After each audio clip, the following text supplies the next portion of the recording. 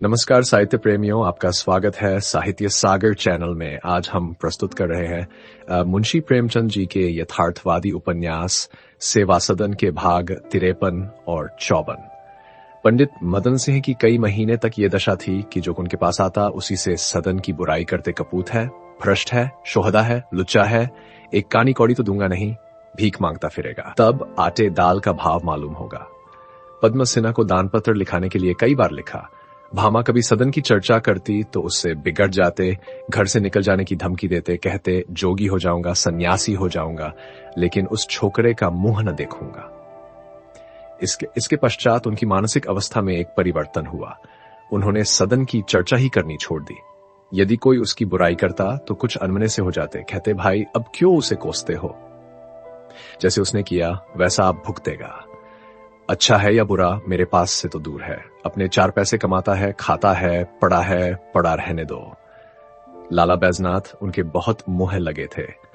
एक दिन वह खबर लाए कि उमानाथ ने सदन को कई हजार रुपए दिए हैं, अब नदी पार मकान बना रहा है, एक बागीचा लगवा रहा है, चूना पीसने की एक कल ली है, खूब रुपया कमाता है और उड़ाता है। मदन सिंह ने झुंझलाकर कहा, तो क्या चाहते हो कि वह भीख मांगे, दूसरों की रोटियां तोड़े? उमानाथ उसे रुपया क्या देंगे, अभी एक का चंदे से ब्याह किया है, आप टके टके को मोहताज हो रहे हैं। सदन ने जो कुछ किया होगा अपनी कमाई से किया होगा। वह लाख बुरा हो, निकम्मा नहीं है, अभी जवान है, शौकीन है, अगर कमाता है और उड़ाता है तो किसी को क्यों बुरा लगे। तुम्हारे इस गांव के कितने ही लौंडे हैं जो एक पैसा भी नहीं कमाते, लेकिन घर से रुपए चुरा कर ले जाते हैं और चमारिनों का पेट भरते हैं। सदन उनसे कहीं अच्छा है। मुंशी बैजनाथ लज्जित हो गए। कुछ काल उपरांत मदन सिंह की मनोवृत्ति पर प्रतिक्रिया का आधिपत्य हुआ। सदन की सूरत आंखों में फिरने लगी। उसकी बातें याद आया करती, कहते देखो तो कैसा निर्दयी है, मुझसे रूठने चला है, मानो मैं ये जगह जमीन माल असबाब सब अपने माथे पर लाद कर ले जाऊंगा। एक बार यहां आते नहीं बनता, पैरों में मेहंदी रचाए बैठा है। पापी कहीं का, मुझसे घमंड करता है, खुद कुट कर मर जाऊंगा तो बैठा मेरे नाम को रोएगा, तब भले वहां से दौड़ा आएगा, अभी नहीं आते बनता। अच्छा देखें तुम कहां भाग कर जाते हो, वहीं से चलकर तुम्हारी खबर लेता हूं। भोजन करके जब विश्राम करते तो भामा से सदन की बातें करने लगते। ये लौंडा लड़कपन में भी जिद्दी था, जिस वस्तु के लिए अड़ जाता था उसे लेकर ही छोड़ता था। तुम्हें याद आता होगा, एक बार मेरी पूजा की झोली के बस्ते के वास्ते कितना मेहनत मचाया और उसे लेकर ही चुप हुआ। बड़ा हठी है, देखो तो उसकी कठोरता, एक पत्र भी नहीं भेजता, चुपचाप कान में तेल डाले बैठा है, मानो हम लोग मर गए हैं। भामा ये बातें सुनती और रोती। मदन सिंह के आत्माभिमान ने पुत्र प्रेम के आगे सिर झुका दिया था। इस प्रकार 1 वर्ष के ऊपर हो गया। मदन सिंह बार बार सदन के पास जाने का विचार करते, पर उस विचार को कार्य रूप में न ला सकते। एक बार असबाब बंधवा चुके थे, पर थोड़ी देर पीछे उसे खुलवा दिया। एक बार स्टेशन से लौट आए, उनका हृदय मोह और अभिमान का खिलौना बना हुआ था। अब गृहस्थी के कामों में उनका जी न लगता। खेतों में समय पर पानी नहीं दिया गया और फसल खराब हो गई, असामियों से लगान नहीं वसूल किया गया। वह बेचारे रुपए लेकर आते, लेकिन मदन सिंह को रुपया लेकर रसीद देना भारी था। कहते भाई अभी जाओ फिर आना। गुड़ घर में धरा धरा पसीज गया, उसे बेचने का प्रबंध न किया। भामा कुछ कहती तो झुंझलाकर कहते चूल्हे में जाए घर और द्वार, जिसके लिए सब कुछ करता था, जब वही नहीं है तो ये गृहस्थी मेरे किस काम की है। अब उन्हें जात हुआ कि मेरा सारा जीवन, सारी धर्मनिष्ठा, सारी कर्मशीलता, सारा आनंद केवल एक आधार पर अवलंबित था, और वह आधार सदन का था। इधर कई दिनों से पद्म सिन्हा भी नहीं आए थे। एक बड़ा कार्य संपादन करने के उपरांत चित्त पर जो शिथिलता छा जाती है, वही अवस्था उनकी हो रही थी। मदन सिंह उनके पास भी पत्र न भेजते थे। हाँ, उनके पत्र आते तो बड़े शौक से पढ़ते, पर लेकिन सदन का कुछ समाचार न पाकर उदास हो जाते। एक दिन मदन सिंह दरवाजे पर बैठे हुए प्रेम सागर पढ़ रहे थे। कृष्ण की बाल लीला में उन्हें बच्चों का सा आनंद आ रहा थी। सूझ न पड़ते थे, पर उनका मन ऐसा लगा हुआ था कि उठने की इच्छा न होती थी। अकस्मात कुत्तों के भूंकने ने किसी नए आदमी के गांव में आने की सूचना दी। मदन सिंह की छाती धड़कने लगी। कहीं सदन तो नहीं आ रहा है। किताब बंद करके उठे तो पद्म सिंह को आते देखा। पद्म सिंह ने उनके चरण छुए, फिर दोनों भाइयों में बातचीत होने लगी। मदन सिंह सब कुशल है? जी हां, ईश्वर की दया है। भला उस बेईमान की भी कुछ खोज खबर मिली है? पद्म सिंह, जी हां, अच्छी तरह है। 10वें 5वें दिन मेरे यहां आया करता है। मैं कभी कभी हाल चाल पूछवा लेता हूं, कोई चिंता की बात नहीं है। मदन सिंह, वह पापी कभी हम लोगों की भी चर्चा करता है या बिल्कुल मरा समझ लिया? क्या यहां ना आने की कसम खा ली है? क्या यहां हम लोग मर जाएंगे तभी आएगा? अगर उसकी यही इच्छा है तो हम लोग कहीं चले जाएं, अपना घर संभालें। सुनता हूं वहां मकान बनवा रहा है। वह तो वहां रहेगा, और यहां कौन रहेगा? वह मकान किसके लिए छोड़े देता है? पद्म सिंह, जी नहीं, मकान वकान कहीं नहीं बनवाता, ये आपसे किसी ने झूठ कह दिया। हां, चूने की कल खड़ी कर ली है और यह भी मालूम हुआ है कि नदी पार थोड़ी सी जमीन भी लेना चाहता है। मदन सिंह, तो उससे कह देना पहले आकर इस घर में आग लगा जाए, तब वहां जगह जमीन ले। पद्म सिंह, ये आप क्या कहते हैं? वह केवल आप लोगों की अप्रसन्नता के भय से नहीं आता। आज उसे मालूम हो जाए कि आपने उसे क्षमा कर दिया तो सिर के बल दौड़ा आए। मेरे पास आता है तो घंटों आप ही की बातें करता रहता है। आपकी इच्छा हो तो कल ही चला आए। मदन सिंह, नहीं, मैं उसे बुलाता नहीं। हम उसके कौन होते हैं जो यहां आएगा? लेकिन यहां आए तो कह देना जरा पीठ मजबूत कर रखे। उसे देखते ही मेरे सिर पर शैतान सवार हो जाएगा और मैं डंडा लेकर पिल पड़ूंगा। मूर्ख मुझसे रूठने चला है, तब नहीं रूठा था जब पूजा के समय पोथी पर लार टपकाता था, खाने की थाली के पास पेशाब करता था, उसके मारे कपड़े साफ न रहने पाते थे, उजले कपड़ों को तरस के रह जाता था। मुझे साफ कपड़े पहने देखना था तो बदन से धूल मिट्टी लपेटे आकर सिर पर सवार हो जाता। तब क्यों नहीं रूठा था? आज रूठने चला है। अब की पाऊं तो ऐसी कनेठी दूं कि छठी का दूध याद आ जाएगा। दोनों भाई घर गए। भामा बैठी गाय को भूसा खिला रही थी और सदन की दोनों बहनें खाना पकाती थीं। भामा देवर को देखते ही खड़ी हो गई और बोली, भला तुम्हारे दर्शन तो हुए। 4 पग पर रहते हो और इतना भी नहीं होता कि महीने में एक बार तो जाकर देख आए, घाले मरे के जीते हैं। कहो कुशल से तो रहे? पद्म सिंह, हां, सब तुम्हारा आशीर्वाद है। कहो खाना क्या बन रहा है? मुझे इस वक्त खीर, हलवा और मलाई खिलाओ तो वह सुख संवाद सुनाऊं कि फड़क जाओ। पोता मुबारक हो। भामा के मलिन मुख पर आनंद की लालिमा छा गई और आंखों में पुतलियां पुष्प के समान खिल उठी। बोली, चलो घी शक्कर के मटके में डूबा दूं, जितना खाते बने खाओ। मदन सिंह ने मुंह बनाकर कहा, यह तुमने बुरी खबर सुनाई। क्या ईश्वर के दरबार में उल्टा न्याय होता है? मेरा बेटा छिन जाए और उसे बेटा मिल जाए। अब वह 1 से 2 हो गया, मैं उससे कैसे जीत सकूंगा? हारना पड़ा, ये मुझे अवश्य खींच ले जाएगा। मेरे तो कदम अभी से उखड़ गए। सचमुच ईश्वर के यहां बुराई करने पर भलाई होती है। उल्टी बात है कि नहीं? लेकिन अब मुझे चिंता नहीं है। सदन जहां चाहे जाए, ईश्वर ने हमारी सुन ली। क्या दिन का हुआ है? पद्म सिंह, आज 4था दिन है। मुझे छुट्टी नहीं मिली, नहीं तो पहले ही दिन आता। मदन सिंह, क्या हुआ? छठी तक पहुंच जाएंगे, धूमधाम से ठीक मनाएंगे। बस कल चलो। भामा फूली न समाती थी। हृदय पुलकित हो उठा था। जी चाहता था कि किसे क्या दे दूं, क्या लुटा दूं। जी चाहता था घर में सोहर उठे, दरवाजे पर शहनाई बजे, पड़ोसिने बुलाई जाएं, गाने बजाने की मंगल ध्वनि से गांव गूंज उठे। उसे ऐसा जात हो रहा था मानो आज संसार में कोई असाधारण बात हो गई है, मानो सारा संसार संतानहीन है और एक मैं ही पुत्र पौत्रवती हूं। एक मजदूर ने आकर कहा, फौजी, एक साधु द्वार पर आए हैं। भामा ने तुरंत इतनी जिन्स भेज दी जो 4 साधुओं के खाने से भी न चुकती। ज्यों ही लोग भोजन कर चुके, भामा अपनी दोनों लड़कियों के साथ टोल लेकर बैठ गई और आधी रात गाती रही।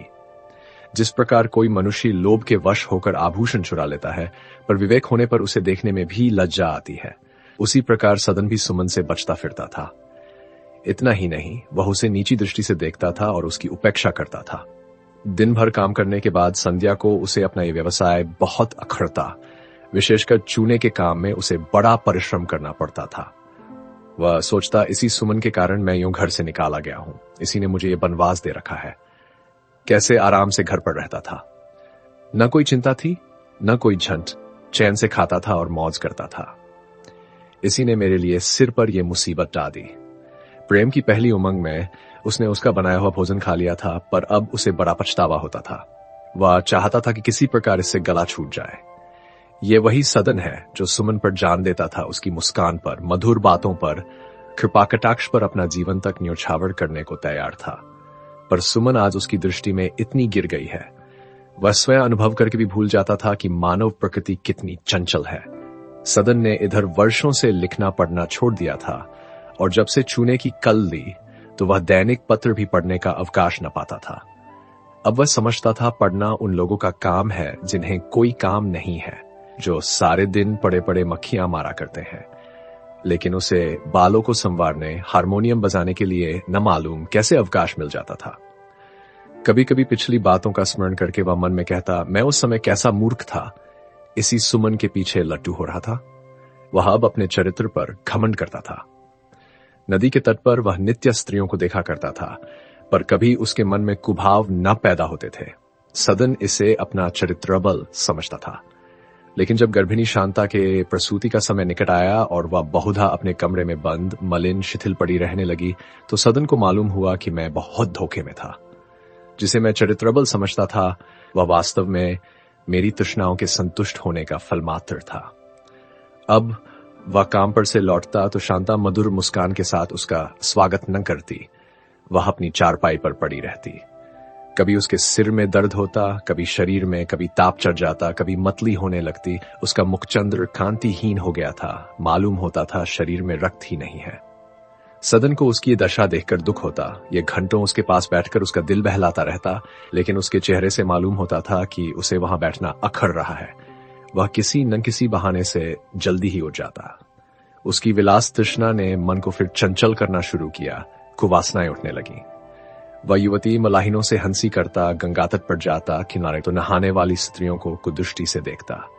यहां तक कि एक दिन इस वासना से विह्वल होकर वह दालमंडी की ओर चला। वह कई महीनों से इधर नहीं आया था। 8 बज गए थे। काम भोग की प्रबल इच्छा उसे बढ़ाए लिए जाती थी। उसका ज्ञान और विवेक इस समय इस आवेग के नीचे दब गया था।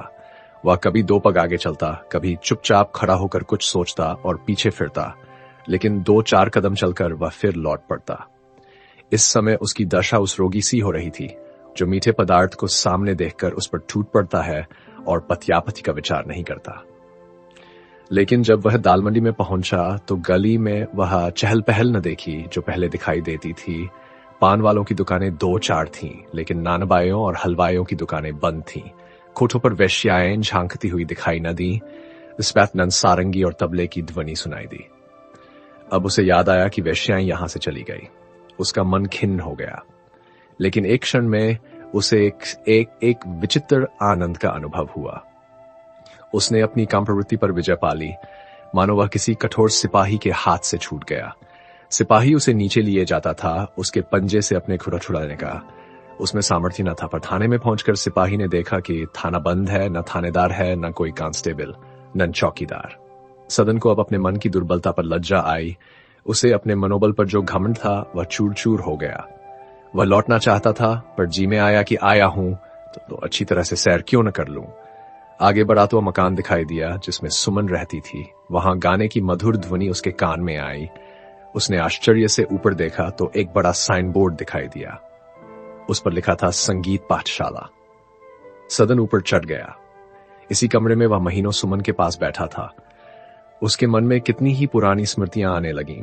वह एक बेंच पर बैठ गया और गाना सुनने लगा। 20-25 मनुष्य बैठे हुए गाने बजाने का अभ्यास कर रहे थे। कोई सितार बजाता था, कोई सारंगी, कोई तबला और एक वृद्ध पुरुष उन सबको बारी बारी से सिखा रहा था। वह गान विद्या में निपुण मालूम होता था। सदन का गाना सुनने में ऐसा मन लगा कि वह 15 मिनट तक वहां बैठा रहा। उसके मन में बड़ी उत्कंठा हुई कि मैं भी गाना सीखने आया करता, पर एक तो उसका मकान यहां से बहुत दूर था, दूसरे स्त्रियों को अकेली छोड़कर रात को आना कठिन था। वह उठना ही चाहता था कि इतने में उसी गायनाचार्य ने सितार पर यह गाना शुरू किया। दयामयी भारत को अपनाओ, तब वियोग से व्याकुल है मां, सत्वर धैर्य धराओ। प्रिय लालन कहकर पुचकारो, हंसकर गले लगाओ। दयामयी भारत को अपनाओ, सोये आर्य जाति के गौरव जननी। फिर जगाओ, दुखड़ा पराधीनता रूपी बेड़ी काट बहाओ। दयामयी भारत को अपनाओ। इस पद ने सदन के हृदय में उच्च भावों का स्रोत सा खोल दिया। देशोपकार, जाति सेवा तथा राष्ट्रीय गौरव की पवित्र भावनाएं उसके हृदय में गूंजने लगीं। ये बाह्य ध्वनि उसके अंतर में भी एक विशाल ध्वनि पैदा कर रही थी। जगजननी की दयामयी मूर्ति उसके हृदय नेत्रों के सम्मुख खड़ी हो गई। एक दरिद्र, दुखी, दीन, क्षीण बालक दीन भाव से देवी की ओर ताक रहा था और अपने दोनों हाथ उठाए सजल आंखों से देखता हुआ कह रहा था, दयामयी भारत को अपनाओ। उसने कल्पनाओं में अपने को दीन कृषकों की सेवा करते हुए देखा। वह जमींदारों के कारिंदों से विनय कर रहा था कि इन दीन जनों पर दया करो। कृषकगण उसके पैरों पर गिर पड़ते थे, उनकी स्त्रियां उसे आशीर्वाद दे रही थीं। स्वयं इस कल्पित बारात का दूल्हा बना हुआ सदन यहां से जाति सेवा का संकल्प करके उठा और नीचे उतर आया। वह अपने विचारों में ऐसा लीन हो रहा था कि किसी से कुछ न बोला। थोड़ी ही दूर चला था कि उसे सुंदरबाई के भवन के सामने कुछ मनुष्य दिखाई दिए। उसने एक आदमी से पूछा, यह कैसा जमघट है? मालूम हुआ कि आज कुंवर अनिरुद्ध सिंह यहां एक कृषि सहायक सभा खोलने वाले हैं। सभा का उद्देश्य होगा किसानों को जमींदारों के अत्याचारों से बचाना। सदन के मन में अभी अभी कृषकों के प्रति जो सहानुभूति प्रकट हुई थी वहां मंद पड़ गई। वह जमींदार था और कृषकों पर दया करना चाहता था, पर उसे मंजूर न था कि कोई उसे दबाए और किसानों को भड़काकर जमींदारों के विरुद्ध खड़ा कर दे। उसने मन में कहा, ये लोग जमींदारों के सत्वों को मिटाना चाहते हैं। द्वेष भाव से ही प्रेरित होकर इन लोगों ने यह संस्था खोलने का विचार किया है, तो हम लोगों को भी सतर्क हो जाना चाहिए। हमको अपनी रक्षा करनी चाहिए। मानव प्रकृति को दबाव से कितनी घृणा है। सदन ने यहां ठहरना व्यर्थ समझा। 9 बज गए थे। वह घर लौटा। कृपया इस वीडियो को लाइक करें, अपने विचार कमेंट में साझा करें और साहित्य सागर चैनल को सब्सक्राइब करें। धन्यवाद।